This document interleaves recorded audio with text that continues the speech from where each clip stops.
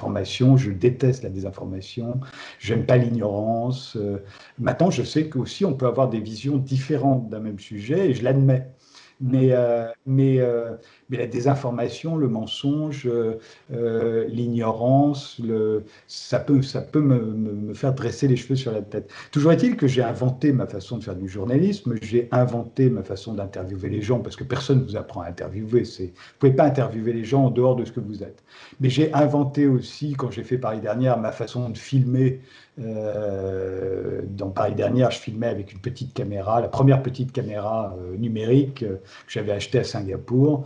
Je filmais cette émission en caméra subjective. C'était la première émission entièrement numérique. Oui, j'ai inventé mon métier, à la fois de filmeur, d'intervieweur, de réalisateur, puisque c'est moi qui réalisais l'émission.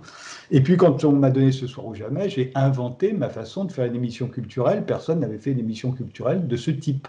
Euh, et j'ai inventé aussi ma manière d'organiser les débats. J'ai une déontologie assez précise de ce que je ne l'impose à personne d'autre, mais de ce que je dois faire quand j'organise un débat.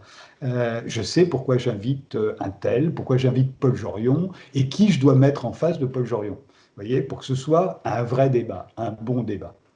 Et, euh, et bon, ben, tout ça, je l'ai inventé parce que personne ne m'a expliqué comment faire, hein. J'ai eu des gens que j'ai beaucoup aimé, admiré, Jean-François Bizot dans la presse écrite, Thierry Ardisson à la télévision. Ils ont sans doute eu de l'influence sur moi, mais ils n'ont jamais été un modèle. Je n'ai jamais fait des émissions comme Thierry était mon producteur sur Paris Dernière, on s'entendait très très bien, mais ce que je faisais l'amusait, l'épatait comme quelque chose de différent. Et ce que lui me suggérait, me semblait toujours venir de quelqu'un d'autre que moi. Vous voyez, c'était pas, il n'y avait pas de mimétisme. Et Jean-François Bizot, c'était pareil. Et voilà, donc dans ce sens-là, oui, je me suis à peu près inventé, on va dire.